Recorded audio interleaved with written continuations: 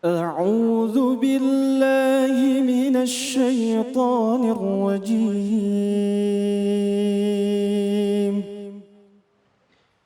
بسم الله الرحمن الرحيم.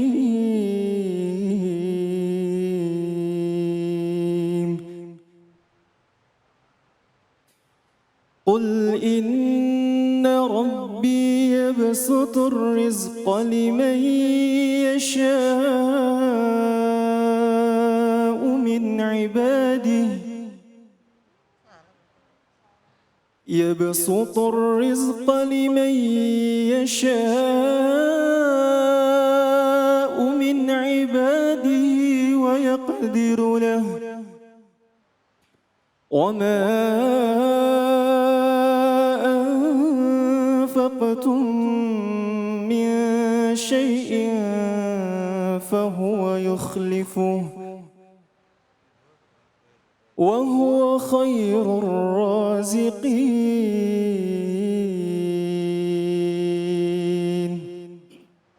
صدق الله العظيم. Dengan menyebut nama Allah yang Maha Pengasih lagi Maha Penyayang, katakanlah, sungguh Tuhanku melapangkan rezeki dan membatasi bagi siapa yang Dia kehendaki di antara hamba-hambanya. Dan apa saja yang kamu infakkan, Allah akan menggantinya dan Dialah pemberi rezeki yang terbaik. Maha benar Allah dengan segala firman-Nya. Itulah tadi kita sama-sama simak pembacaan ayat suci Al-Quran surah Saba ayat 39 yang dibacakan dengan merdu oleh Ustadz Ihwal Syah. Dan langsung saja kita simak kajian tafsirnya bersama guru kita Kiai Haji Khalil Nafis. Silakan Kiai. Assalamualaikum warahmatullahi wabarakatuh. Alhamdulillah wassalatu wassalamu ala rasulillah amma ba'du. Bapak ibu sekalian, kalau kita ngaji tafsir ini, kita seakan-akan difirmanin Allah, diajak bicara oleh Allah. Ya Allah. Makanya tidak boleh kita sembarangan menafsirkan Al-Quran tanpa ada rujukannya. Kalau biro'yihi falyatabawa maq'adahu minan nar. Kalau qala nyebut, menjelaskan tanpa ada rujukannya, hanya akal-akalan, neraka yang akan menjadi tempat kita pulang. Ada tafsir birriwayah, ada tafsir biddirayah. Ada yang memang dari Al-Quran lalu hadis menjelaskan, ada yang dari kreasi pemahaman kita terhadap lafadz yang ada pada Al-Quran. Ibu bapak, barusan qori kita membacakan surat Saba ayat 39. Qul inna rabbi yabsutur rizqa liman yasha min ibadih. Di sini disebutkan, saya memegang tafsir Ibnu Katsir, dan yang satunya lagi ini di aplikasi saya handphone, saya buka tafsir At-Tabari. At-Tabari ini tafsir yang birriwayah, dengan riwayat-riwayat dari hadis yang menjelaskan tentang Al-Quran. Ketika qul, katakanlah ya Muhammad, katakanlah wahai Muhammad. Inna rabbi yabsutur, sesungguhnya Tuhan kami, Tuhanku, yabsutur rizqah, basatoh, menghamparkan. Ya, menghamparkan rizkinya limay yasha, kepada orang yang dikehendaki min ibadi, dari hamba Allah.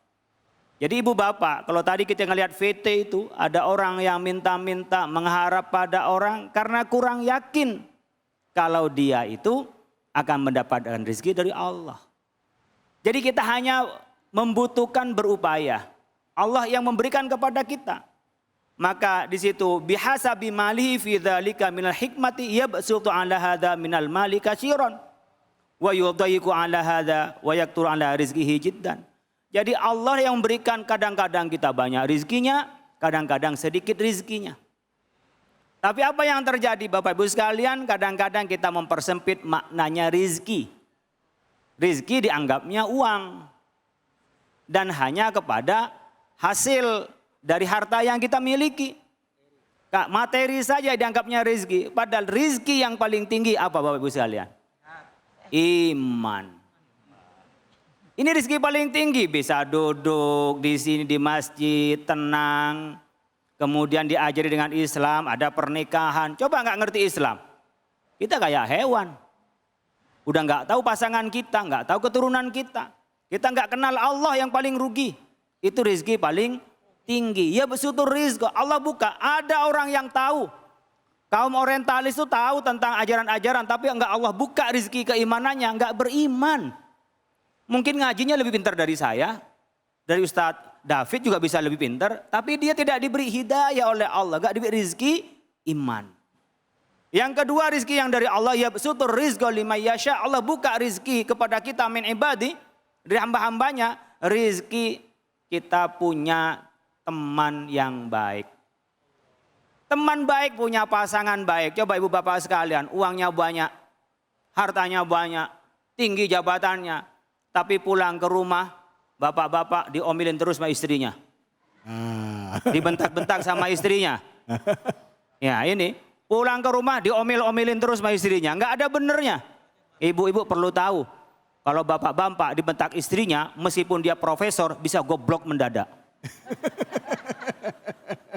Gitu juga sebaliknya. Ibu-ibu udah baik, udah ngelayani sama suaminya, sudah berbuat baik. Tapi selalu dibentak-bentak, dinistakan oleh suaminya. Bahkan mungkin kekerasan. Mungkin dipukul, mungkin dipecahkan tulang hidungnya, dan seterusnya. Apa gunalah kita punya kalau seperti itu? Rizki yang ketiga adalah kesehatan. Ibu bapak datang ke sini dengan nyaman, mendengarkan enak. Makanan seperti apapun jadi enak kalau sehat. Betul. Itu adalah rizki yang ketiga. Baru rizki yang keempat berupa harta. Harta itu baru yang keempat, yang paling rendah. Rumahnya megah. Tabungannya sekian triliun. Ya, nggak tahu itu uang semua atau campur daun itu. Nah, kemudian juga umpamanya di asetnya banyak. Kemudian Allah juga berikan kesehatan, berikan keluarga yang baik-baik, anaknya berprestasi, kemudian imannya juga senang ngaji, senang ibadah, bersedekah dan seterusnya. Yabsutur rizqa liman yasha'u min ibadih. Jadi kalau kita Bapak Ibu sekalian mengikuti dari tafsir ini, kita sebenarnya hanya menjalankan tugas bekerja. Oleh karena itu kalau kita bicara rezeki, seperti halnya kita umpamanya yang baca Quran. Ini saya baca tafsir, gak usah nyawer saya ya. Iya tuh lagi viral ya. Lah ini saya khawatir ibu-ibu kesini nyawer ke saya di sini ini. Gak usah nyawer ya, gak usah nyawer. Kalau lagi ngajai Quran, adabnya itu mendengarkan. Mendengarkan. Wa idza quri'al Qur'anu fastami'u lahu wa ansit. Ada istima, ada ansit. Kalau ansit itu artinya diam, kemudian dia tadabbur, kemudian dia menghayati maknanya itu. Makanya orang ketika mendengarkan baca Quran disiapin hatinya, disiapin cara duduknya, disiapin untuk mendengarkan. Nah, kemudian dari istimanya bukan hanya sami, bukan dengar lewat, tapi memang ingin mendengarkan. Kalau orang mendengarkan itu bisa masuk dengan ke hatinya, juga bisa merdunya. Bagi yang mereka tidak ngerti lafadznya minimal menghayati. Jangan diganggu-ganggu lewat uang disebar-sebar begitu tuh. Itu sudah haram juga, itu gak sopan. Haramnya apa? Lawang perempuan ngaji sama laki-laki dipasang begininya. Bang boleh laki-laki pasang begini ke perempuan? Gak boleh. Nah, kalau istri orang kan marah. Harusnya kayak begitu, panitia langsung menggagalkan. Udah. Turun. Harus dicegah oleh panitia. Kalau tidak, ya sudah berhenti aja yang ngaji kalau kayak begitu. Jadi kalau saya ngaji begini ada yang nyawer, saya berhenti. Kalau mau ngasih, kasih saja nanti salamin, tanya nomor rekeningnya ditransfer. Malah lebih enak, nggak kelihatan. Kalau disalamin 10 juta kan udah gede. Kalau transfer 100 juta nggak terasa. Ini yang pengalaman nih, yang ketawa ini. Paling notifikasi gitu ya.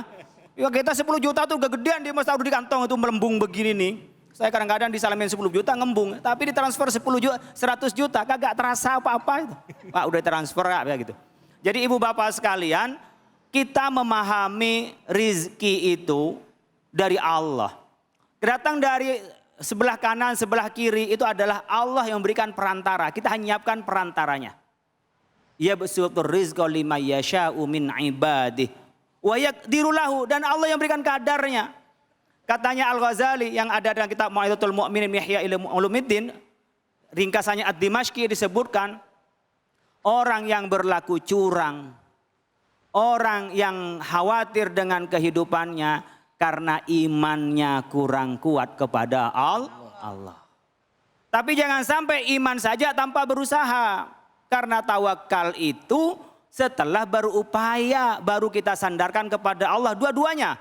Berupaya kemudian tawakal diserahkan kepada Allah.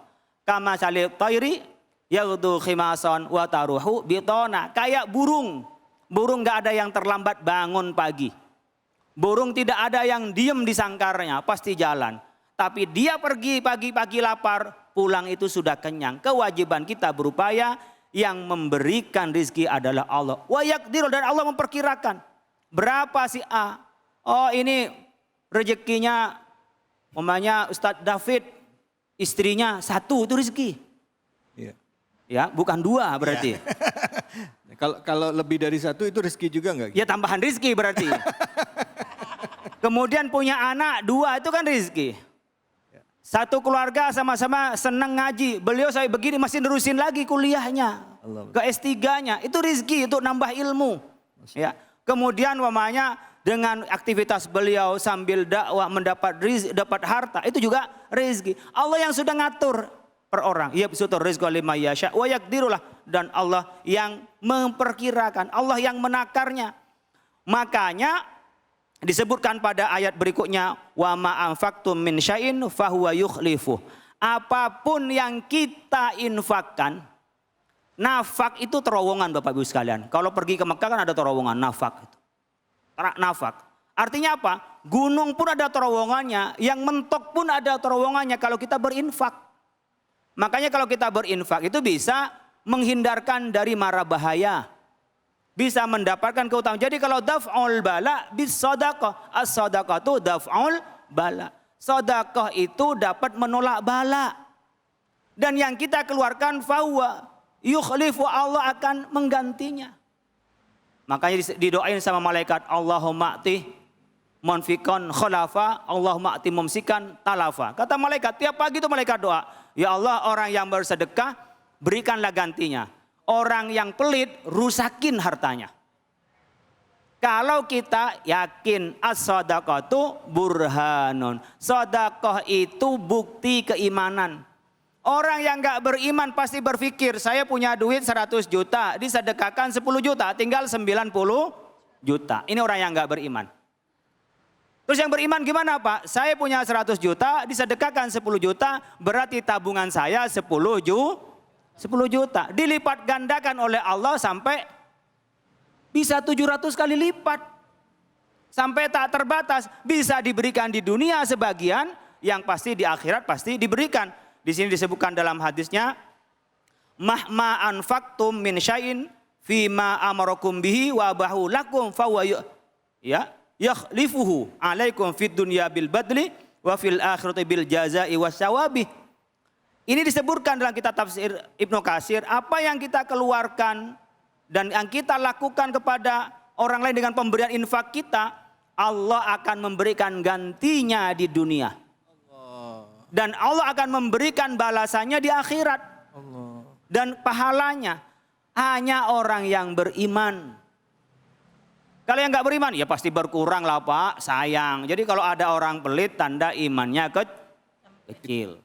Nggak ada orang beriman itu pelit, pasti dermawan. Jadi kalau kita ngukur kita ini kok pelit banget ya. Nah itu pasti menandakan bahwa kita ini imannya lagi rendah. Iman tuh naik turun Bapak Ibu sekalian. Nanti kalau kita sudah membiasakan sedekah, membiasakan kita berinfak, itu terasa nyaman. Mungkin bisa berupa Allah gantikan dengan harta berlipat ganda, mungkin. Tapi dengan keluarga kita baik-baik, tambah harta kok tambah religi, tambah ibadahnya, tambah harta kok tambah tawadu. Meskipun kaya kita terus itu ibadahnya anteng, keluarga rukun, itu tanda rizki. Berapa bisa kita membeli saling menyayangin suami istri. Kalau Allah sudah pisahkan hatinya saling gak suka, punya harta pasti panas. Nah dengan begini kita gak terasa. Contoh rizki, mungkin kita gak langsung dapat kembalian berapa juta, tidak. Tapi awalnya kita ditakdirkan barangkali akan tabrakan, tabrakan masuk rumah sakit akan keluar uang, atau nabrak mobil orang, mengganti mobil orang, gara-gara kita sedekah di jalanan kita selamat. Nggak terasa itu rezeki. Allah. Keselamatan itu. Orang berpikirnya kan setelah rezeki dapat Pak, kalau sedekah 10 nanti kembali 50, kan sedekah 50. Itu hitung-hitungan yang terlalu dangkal. Sebenarnya yang untuk kita yang sebenarnya adalah untuk akhirat, tapi Allah akan memberikan kemudahan di dunia. Ini kalau kita yakin, makanya tadi gak usah pura-pura kita ini buta, entar buta beneran untuk ngemis. Pura-pura buta, pura-pura pincang padahal dimasukin celana ketika dikejar oleh Satpol PP, lari dia. Ini kan sudah nipu macam-macam Bapak Ibu sekalian. Ini kita penting ya, orang kalau mentalnya itu mental pengemis-ngemis itu sulit dia untuk menjadi mental kaya. Maka yang harus pertama kita tanamkan pada anak-anak kita, mental tidak minta kepada siapa-siapa kecuali minta kepada Allah. Maka disebutkan di akhir, wa huwa khairur razikin. Allah yang maha memberi rizki. Mudah-mudahan kita dimudahkan rezeki kita oleh Allah Subhanahu wa taala. Amin. Diberikan kekayaan sekaya-kayanya. Amin. Kaya iman, Amin. kaya keluarga yang baik-baik, Amin. kaya kesehatan, Amin. dan kaya harta. Amin. Allahumma fa'na bima 'allamtana, Allahumma fa'na bima 'allamtana. Rabbana atina fid dunya hasanah wa fil akhirati hasanah wa qina adzabannar. Assalamualaikum warahmatullahi wabarakatuh. Waalaikumsalam warahmatullahi wabarakatuh. Jelas sekali sama Kiai. Terima kasih banyak Kiai Khalil. Saya jadi ingat ada ayat apa? Man zallazi yuridullahu khardan hasanah fayudha'ifa lahu atafan katsir. Barang siapa memberikan pinjaman ya yang baik kepada Allah, maka Allah akan balas dengan kebaikan yang begitu banyak kepada orang tersebut. Baik, jadi jangan pelit ya Bu ya. Ya, bisa nggak Bu nggak pelit Bu? Karena apa kalau bersedekah? Karena Allah kata Kiai tadi, karena keimanan. Baik, terima kasih banyak. Kita akan lanjut lagi. Setelah ini kita akan menyimak kajian tafsir surah Al-Baqarah ayat 270-271 bersama dengan Dr. Zulhendri Rais. Tentunya hanya di sini, di Cahaya Hati Indonesia.